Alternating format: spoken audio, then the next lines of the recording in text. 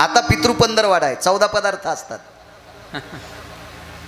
आपल्या पोरायनं चांगल्या प्रॉपर्ट्या सांभाळावा म्हणून सुनायला सांगतो, जिच्या घरी पक्ष असेल तिनं 14 पदार्थ श्रद्धेनं करी जा. जितका पांडुरंग आपल्याला प्रिय आहे, जितका काशीतला मालक आपल्याला प्रिय आहे, तितकीच पक्षतिथी पितृतिथी तितकी प्रिय आहे.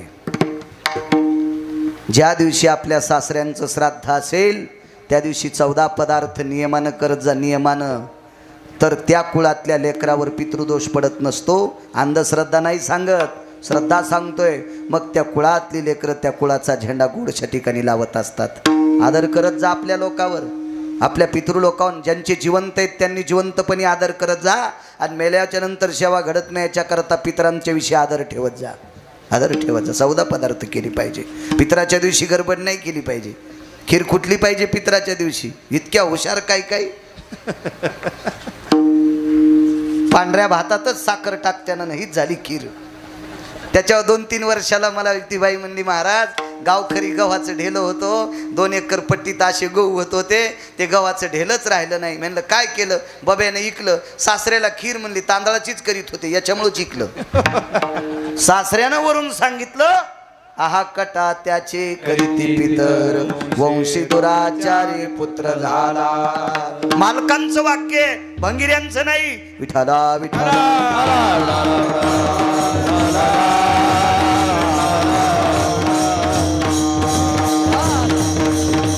सज्जनांनो, देवाच्या आशीर्वादाची जेवढी शक्ती आहे, संतांच्या आशीर्वादाची जितकी शक्ती आहे, तितकी इंजिनियर साहेब आपल्या पितृंच्या आशीर्वादाची शक्ती आहे. तुका म्हणे पितृ आशीर्वाद देते, तुका म्हणे पितृ आशीर्वाद देते, तुका म्हणे पितृ आशीर्वाद देते.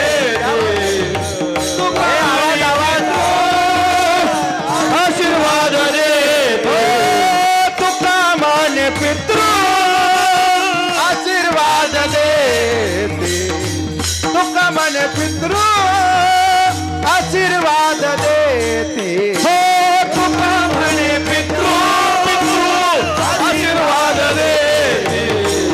तुका म्हणे पितृ आशीर्वाद देते. कल्याण इच्छिते तया पुरा, कल्याण इच्छिते तया पुरा. पितृ आशीर्वाद देते, तुका म्हणे पितृ आशीर्वाद देते. कल्याण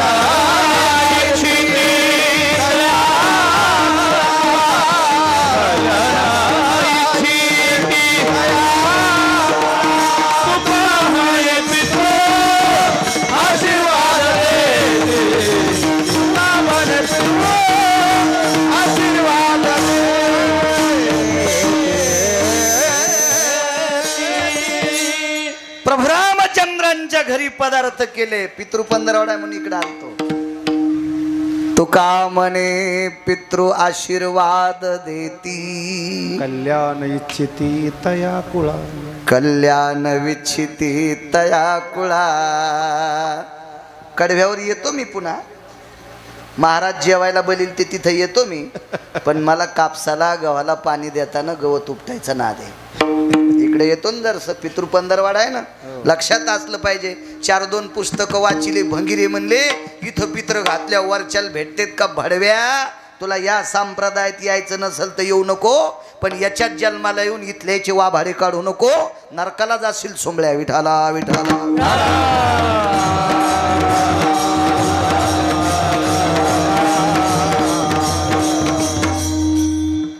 इंद्राच्या नगरीत कार्यक्रम.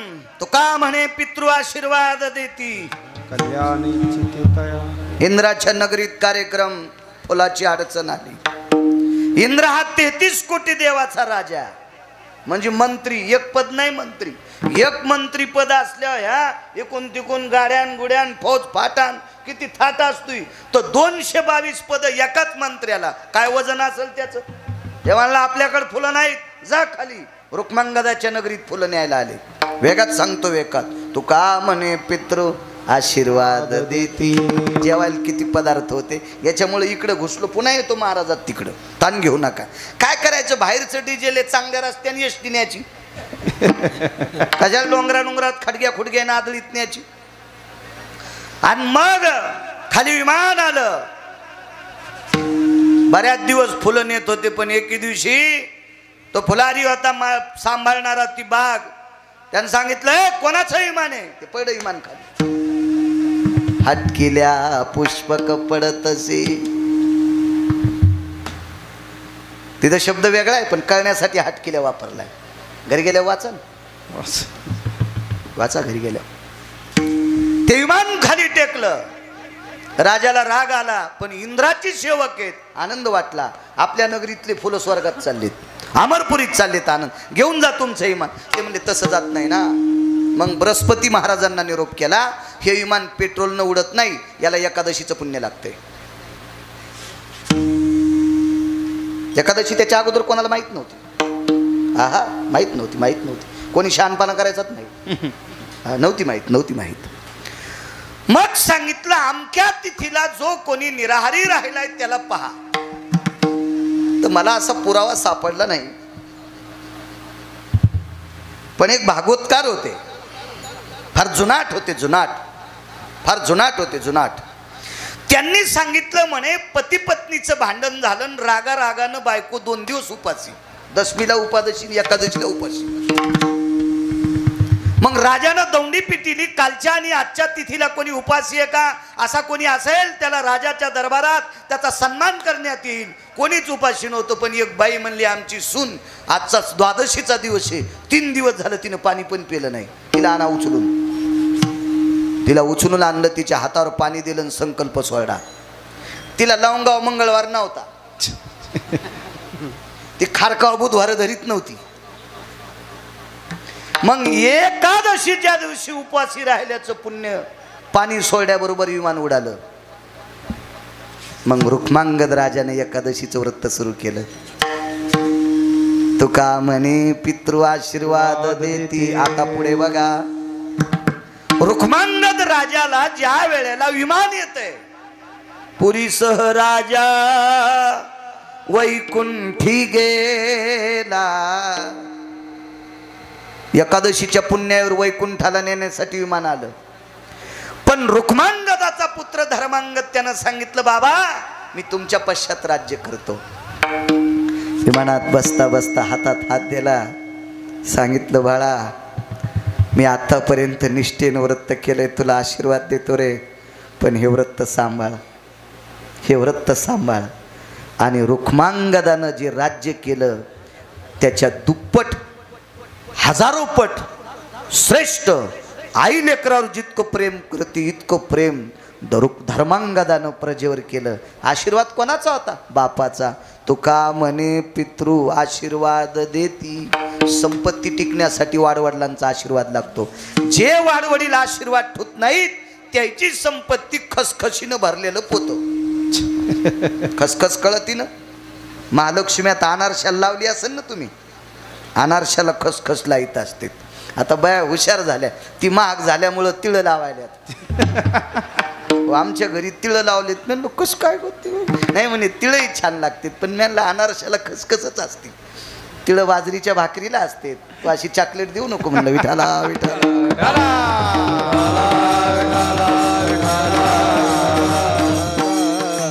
आमच्या मंडळीवर घेतल्यावर तुम्हाला हसू आलं, पण मुळीच नाही. तुम्हाला राग येईन म्हणून मी तिच्यावर घेतलं, पण तुमचंच दळायलो हे लक्षात ठेवा.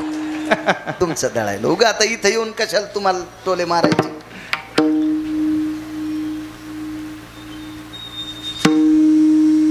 खसखशीचं पोतं, त्याला सूक्ष्म छिद्र पण सहन होत नाही. तुम्ही परळीहून 1 क्विंटल खसखस पोतड्यात भोतात टाका आणि बैलगाडीत टाका आणि त्या पोत्याला दाभण टोचा. तुमच्या गावात येऊस तर पोत्यात 1 तोळा पण खसखस राहत नाही. आणि इथून परळी लोक बॅटऱ्या लावून पहा, रस्त्यानं दिसत नाही. काहीची संपत्ती अशी जिरून जाती कापूर जिराल्यावानीच. याचा अर्थ असा आहे पितृलोक आशीर्वाद ठेवत नाहीत. चला, प्रभू रामचंद्रांकडे एक महात्मा एक महाराज जेवायला येतो. महाराज लय अधिकारी महाराज. ते महाराज काय सामान्य महाराज नव्हते. त्या महाराजांनी प्रभू रामचंद्राला मदत केली. ती एक 2-4 नालायक होते. त्याच्यातले काही नालायक समुद्रात लपले आणि त्या अवतारात पंढरपुरातल्या मालकाला जरा समुद्र मानित नव्हता. त्या अवतारात समुद्र मानित नव्हता आणि समुद्रानं जर त्या अवतारात पंढरपुरातल्या मालकाला मानलं असतं तर वानरायच्या हातानं सेतू बांधायचं काम पडलं नसतं. तुका म्हणे नळा सागरी तारी येल्या शिवा सागरी तारी येल्या शिवा सागरी तारी येल्या शिवा तुका म्हणे नळा सागरी तारी येल्या शिवा येल्या शिवा सागरी तारी येल्या. नळ नावाच्या वानराच्या हाताने दगड तरंगाव लागले. समुद्रात सेतू बांधला. जरा तरारला होता. अडवा सागर लागला अडवा सागर लागला. मालकांचं वाक्य. आडवा समुद्र अहंकारानं प्रज्वलित झाला. त्यानं सांगितलं माझी कन्या ज्याला नीट सांभाळता येत नाही त्याला मी रस्ता देत नाही. सीता कोणाची कन्या? सीता कोण आहे? लक्ष्मी. लक्ष्मी कोणाची कन्या? समुद्राची. मग राम कोण? समुद्राची. देवा जावाई. मग माझी कन्या निशाचरानं नेऊस्तर याला सांभाळता येत नाही याला रस्ता देत नाही. सागर थोडासा याच्यात आलता आणि त्या सागरानं नालायक माणसाला मदत केली आणि त्यानं तळाशी त्या मालकाला ठेवलं. पण त्या समुद्राला माहीतच नव्हतं की या प्रांतात महाराज किती अधिकारी आहेत. या भारत देशातले महाराज इतके अधिकारी आहेत. तुम्ही भांगाऱ्याच्या नादी लाग जाऊ नका. पाया पडतो तुमच्या बुटासगट चपला सगट पाया पडतो. तुम्ही तुमच्या भंगाऱ्याच्या नादी लाग जाऊ नका. चांगल्या महाराजांचं ऐक जा. चांगल्या महाराजांचं ऐकत जा. या देशाला अधर्यू लाभलेली संत आहेत. फार मोठी मोठी संत आहेत. चांगल्यांचं ऐकत जा. किती मोठे महाराज या देशामध्ये. प्रभू रामचंद्रांनी डोक्याला हात लावला त्याला मारण्यासाठी. महाराजांनी विचारलं झालं काय? काय नाही म्हणले. हे बदमाश समुद्रात गेलाय ताण घेऊ नका. समुद्रच कोरडा करतो. समुद्रच कोरडा करतो. उपरनं भिजून नाही पिळला. एकाच मने माझा पिता जयाने प्राशिला मनोन मी बहु भीते गया साधू कुळाला. पुरावा शपक या गाथ्यातला नाही. कारण नंतर कोणी काड्या करू नये त्याच्याकरता आपली वकालत जवळच करायची. वकिलाचाच कार्यक्रम आहे पुन्हा आजचा. वकील यजमान येतं. आपली वकालत जागच्या जागा. शपक पुरा पण पुरावा गोड आहे. एकाच मने माझा पिता जयाने प्राशिला. एका घोटात माझ्या बाबाला पिऊन टाकलंय. कोण म्हणती माहितीये? लक्ष्मी सरस्वतीला. एका घोटात अख्खा सागर पिऊन टाकला. तर आमचा पाहुणा म्हणला आमचा मुलगा 9 सागर पितो. 40 एकरातली गुंठा ठुली नाही त्याच्या पोरानं. 9 सागर पित होता ना तो. 9 सागर. एका घोटात समुद्र पिऊन टाकला. कोरडा फट समुद्र केला. पडण उघड मग बाण हाणला. हे मस्ताळलेलं मारलं. तर प्रभू रामचंद्रानं विचार केला ह्या महाराजाला दक्षिणा द्यावा. तर ते काय दक्षिणाव कीर्तन करीत नव्हते. ते काय पैसे घेत नव्हते ना. मग उतराई कसं व्हावं? महाराज आमच्याकडे जेवाय द्या. येतो म्हणे उद्या. घरी गेले ना आईला नवल सांगायलो. नवल घरी गेले ना आईला सांगितलं आई उद्या महाराज जेवायला. कोणते महाराज? महर्षी अगस्ती. अगस्ती ऋषी. अगस्तींच्या पत्नीचं जरा चरित्र वाची जा. अगस्तीच्या पत्नीचं चरित्र जी बाई वाचील ती नवऱ्याला कधीच शिवी देणार नाही. तुकोबारायच्या धर्मपत्नीचं चरित्र जी वाचील ती नवऱ्याला कधीच शिवी देणार नाही. महाराज जेवल्याशिवाय बाई पाण्याचा थेंब पेत नव्हत्या. म्हणून महाराज कोण्या डोंगरावर गेलेत रस्ता विटेवरचा मालक सांगत होता. त्या बाईचं नाव जिजाबाई. आणि महर्षी अगस्तीची पत्नी कोण्यात देवाच्या पाया पडत नव्हती. ती नवऱ्याच्या तिंदा पडत होती. महाराज दिसला की पाया पडत यात. आणि नवऱ्याला म्हणतात बाई हो चांडाळ आला. अशी बाई ज्या गावात आहे त्या गावात पाऊस नीट पडत नाही. हा काय कामाचं नाही माझ्या माईनं. मालकाची उपासना करायची, मालकाची सेवा करायची, त्याच्यापेक्षा दैवत दुसरं मोठं कुठलंच नाही. एका घोटात समुद्र पेला, बोलिलं घरी जेवायला. काय स्वयंपाक होता इथपर्यंत आलतो ना. काय जेवले महाराज. त्याला शुगर नव्हती, त्याला ॲसिडिटी नव्हती. असे जेवले महाराज, असे जेवले, भरगच्च जेवले. रामजी पाणी आणा ना. पाणी मागितल्याबरोबर रामप्रभूला घाम आला. पाणी तर नाही देता आलं, पण अंगातला पाणी घामावाट बाहेर पडलं. महाराज पाणी? हो म्हणले, जेवल्यावर पाणी लागन. हात धुहाला देतोच म्हणले, पण प्याला नाही देत. प्रभू रामचंद्र म्हणले, हा हस्त प्रक्षालन हितार्थायाम मुखशुद्धीर्भयो जाये. हात धुण्याकरता पाणी देतो, पण पिण्यासाठी देत नाही. त्या महाराजांनी सांगितलं, रामचंद्र हे काय जीव घालण्याची पद्धत आहे? अहो तुम्ही जीव घातलंय, मिष्टान्न पक्वान्न केलेत आमच्यासाठी, पाणी जर नाही दिलं तर कसं शक्य? माफ करा म्हणे, पुढच्या अवतारात पाणी पाजतो. या अवतारात जेवण करा आणि पुढच्या अवतारात पाणी पाजतो. नवल सांगतोय, नवल नवल. मग प्रभू रामचंद्र पुढच्या अवतारात द्वारकाधीश भगवान श्रीकृष्ण परमात्मा. वय थोडंसं मोजकच आहे, फारसं काही वय नाही. वय किती होतं सांगू तुम्हाला? 11 वर्षाच्या आतलं. कारण मागच्या अवतारात पाण्याचं दिलेलं वचन, राहिलेलं कर्ज पुढच्या अवतारात पाणी पाजून पूर्ण केलं. ते गोकुळात असताना केलं. आणि गोकुळात द्वारकाधीश श्रीकृष्ण परमात्मा 11 वर्ष 53 दिवसच राहिले. 11 वर्ष 53 दिवस राहिले. तर एका माणसानं मला प्रश्न केला, महाराज सांदीपनींच्या आश्रमावर 9 वर्ष 12 दिवसाचा कसा काय काळ सांगता? 9 वर्ष 12 दिवस महर्षी सांदीपनींच्या आश्रमावर कृष्ण होते. मग कसे होते? त्याला मी सांगितलं. घरी आलता तो, मग सांगता आलं. आता कीर्तनात तितकं इकून तिकून फिरायचं म्हणजे बैल 2 आणि जमीन 300 एकर, कशी पाळी घालणं होईल? विठाला विठाला विठाला.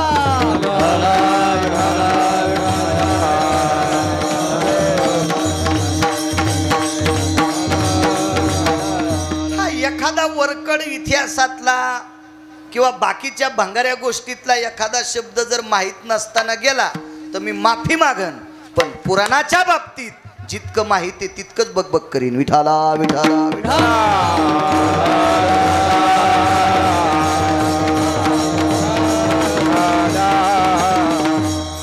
11 वर्ष 53 दिवस गोकुळात राहिले. त्याच्यानंतर 54व्या दिवशी मथुरेत प्रवेश केला. म्हणजे 11 वर्षाच्या काळातला वय होतं, तेवढा काळ ते वय.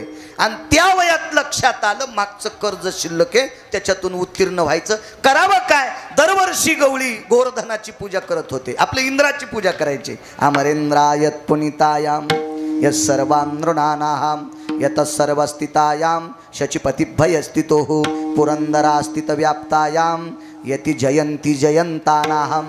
जयंती कन्या, जयंत पुत्र, शची पत्नी, त्यांचा शचीचा पती इंद्र, अमरेंद्र, सुरेंद्र असे बऱ्यापैकी त्याचं नाव आहे. देवेंद्र, खूप नाव आहेत त्याला इंद्राला. आणि तो त्याची दरवर्षी पूजा करायची त्या इंद्राची. या वर्षी द्वारकाधीश कृष्ण परमात्म्याने, गोकुळ निवासी कृष्ण परमात्म्याने बालवयात सर्व ज्येष्ठांना सांगितलं गोवर्धनाची पूजा करायची. या पर्वतावरचं गवत आपल्या गाई वासरं खातात म्हणून आजही पद्धत आहे. कृष्णादेवा आवर्षण जर पडलं असेल तर गोवर्धन पूजा करण्याची पद्धत आहे. आपल्या गावाला एखादी उंच टेकडी असेल, त्या टेकडीवर गाई घेऊन जायच्या. त्या दिवशी गाई धुवायच्या, वासरं धुवायचे, काही बैल धुवायचे, म्हशी पण. बरं म्हशी पण आल्या त्याच्यात, शेळ्या नसत्यात मात्र. शेळ्याच्या बाबतीत मी वाईट बोलणार नाही, पण गोवर्धन पूजेला शेळी नसती. शेळी का नसती? कारण शेळीचं बीज हलकट आहे. शेळी हलकट नाही. शेळी ज्याच्यापासून जन्माला आली ती शेपुडी हलकट आहे. तिचा बाप हलकट आहे. बोकड्या नालायक आहे ना. बोकड्याला 3ऱ्या दिवशी बहीण कळत नाही. शेतकरी आहेत तुम्ही, त्याच्याकरता शेपुडी वापरली नाही. इकडे विठाला विठाला विठाला.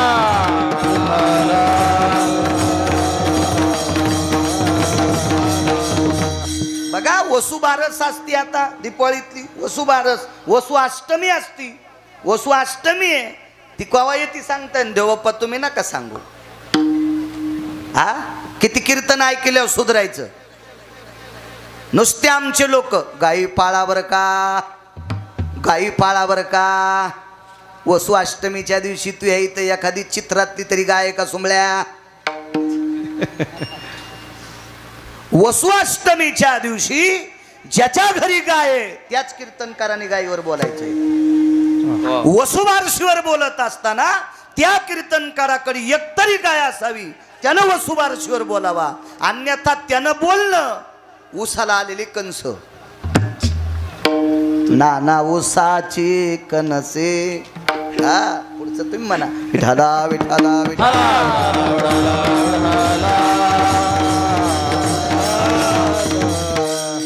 गाईच्या बाबतीत आहे म्हशीच्या बाबतीत सुद्धा आहे म्हशीचं पण पूजन करते ते एका दिवशी हो एका विशिष्ट प्रकारच्या दिवशी ते दिवस घरी गेल्यावर पहा गुत्त थोडं घेतलं मी सगळं सांगायला त्या दिवशी म्हशी धुत असतात म्हशीच्या शेपटीच्या वरच्या दोन्हीकडच्या दोन बाजू असतात एकीकडे चंद्र काढतेत एकीकडून सूर्य काढतेत ते कावाचा काढीत नाहीत ते चुन्याचा काढीत नाहीत ते दह्यानं काढतेत किंवा लोण्यानं काढतेत विठाला विठाला विठाला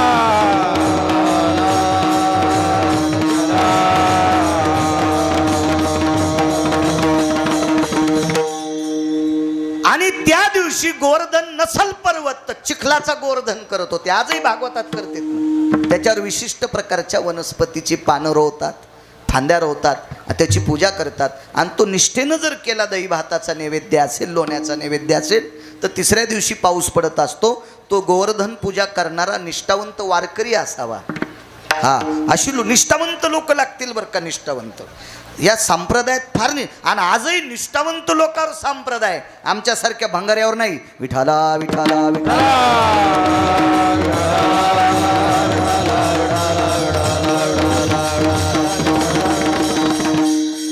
जे घरातल्या लोकांसंग नीट राहू शकत नाहीत ते तुमचं काय कल्याण करू शकतील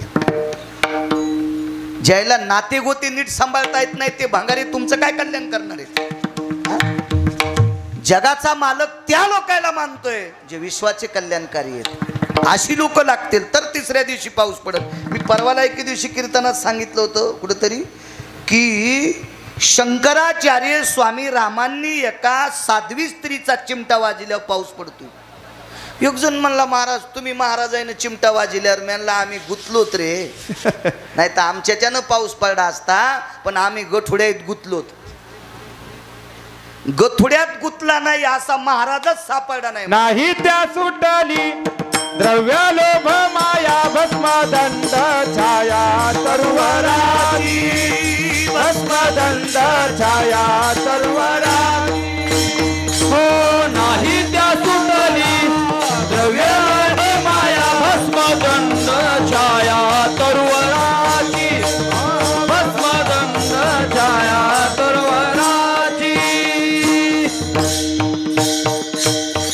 नाही त्या सुटली द्रव्य लोभ माया भस्मदंड छाया तरुवराची याच्यात लग्न करणारे गुतले लग्न न करणारे गुतले कोणाला आवडत नाही आईसा कोणी दावा हे जया नावडे कन्या पुत्र घोडे दाराधन आवडत नाही असं माणूस आहे कुठं म्हणून आमच्या चन पडत नाही निष्ठावंत लोकांच्या हातानं गोवर्धन करण्याची पद्धत आणि त्या गोवर्धनाची पूजा केली गाई म्हशींना झालरी बांधल्या घोडत्यांच्या पाठीवर झुली टाकल्या शिंगांना नाना प्रकारचं वगैरे वगैरे काय काय सजवल्या मुक्तांच्या माळा घातल्या आणि त्या दिवशी इंद्राच्या सेवकानं सांगितलं आपली पूजा न करता गोवर्धनाची पूजा केली आणि 33 कोटी देवाचा राजा 222 मंत्रीपद एकट्यालाच ते मस्ताडून त्याला राग आला आणि रागाच्या भरात प्रमाथी नावाच्या वरुणाच्या कानात फुकलं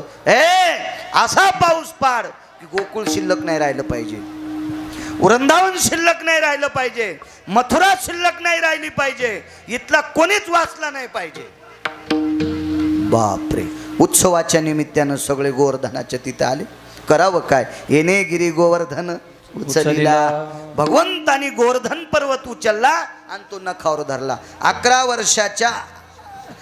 वर्ष 53 दिवसाच्या आतलं वय. आता नेमकं पक्क नाही सांगता येणार, जर भेटला अभ्यास करायला वेळ तर ते पण पक्क सांगेल. 11 वर्ष कितव्या दिवशी किंवा 10 वर्ष किती महिन्याच्या नंतर किंवा 10 वर्षाच्या नंतर कितव्या दिवशी गोवर्धन पर्वत करंगळीवर उचलला सांगेल एके दिवशी. ना दे इचकायचा. घोडं तरी गोमाशील बसू देईन पण गध नाही बसू देत. विठाला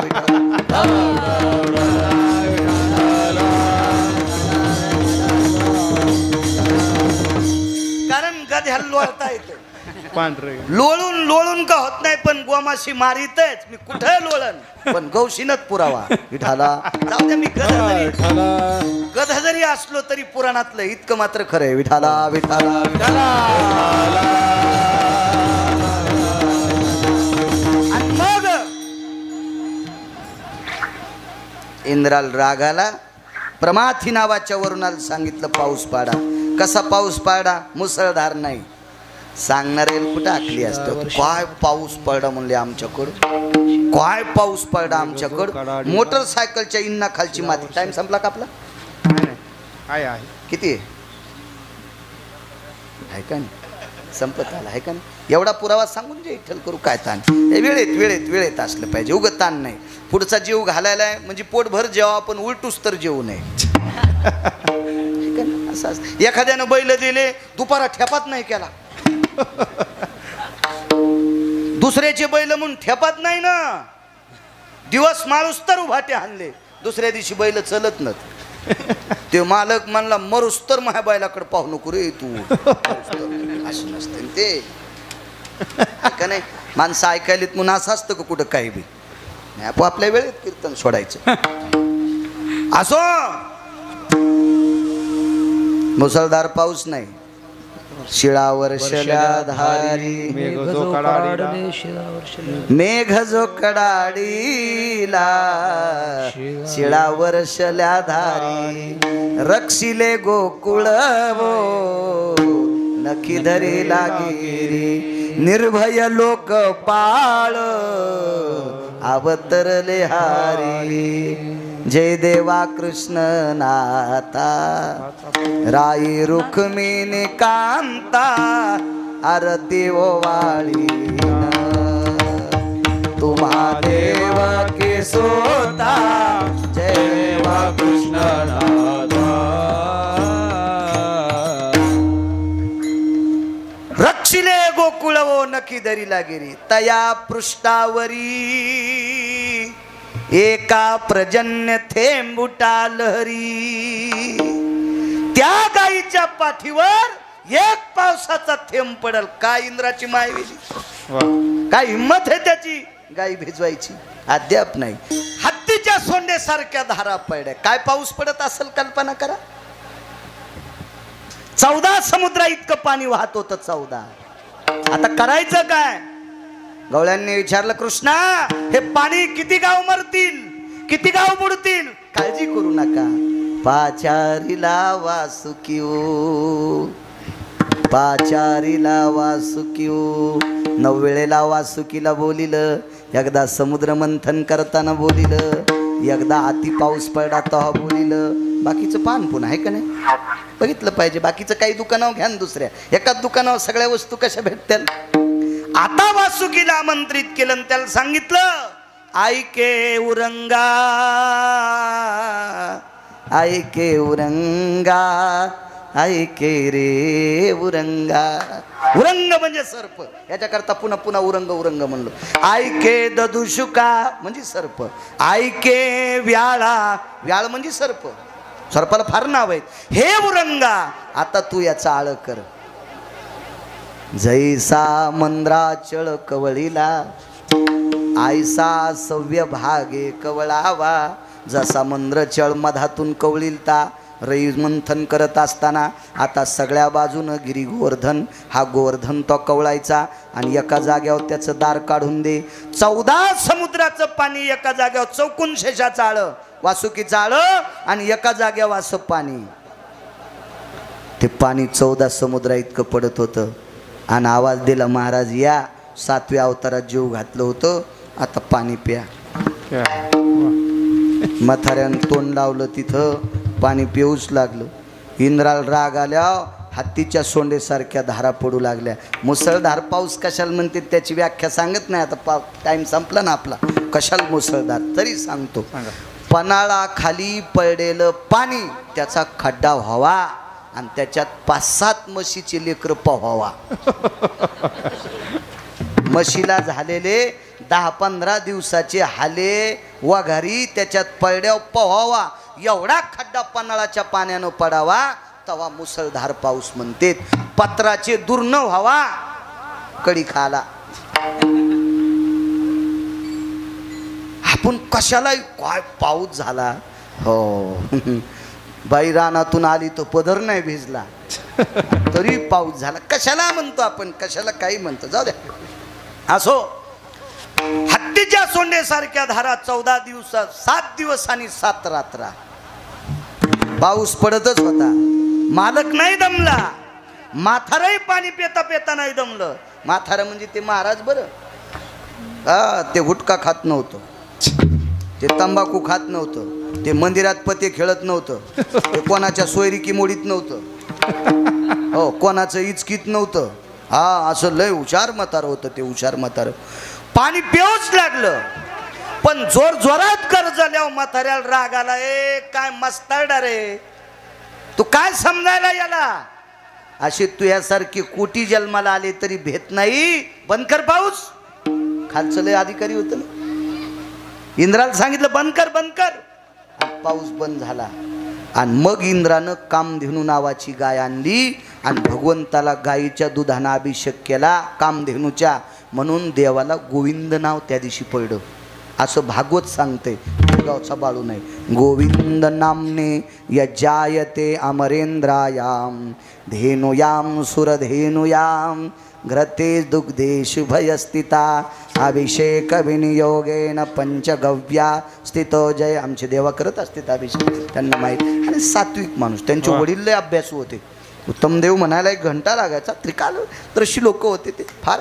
अहो बाळाचा चेहरा बघितल्याबरोबर भाकीत सांगणारी लोक होते. वाचा शुद्धी पावाल आज्ञापक व्हाल अशी लोक होती काही काही काळात. कारण ते आचरण सांभाळणारी लोक होती आणि निष्ठावंत. त्याच्यामुळं त्यांनी टाकलेला शब्द कधी खोटा होतच नव्हता. अशी अधिकारी लोक होते. असो, जाऊ द्या बाकीचं. मागच्या अवतारात पाणी जीव घातलं आणि 8व्या अवतारात पाण्याची तृप्तता केली. नवल केवडे केवडे नवल केवडे केवडे नवल केवडे केवडे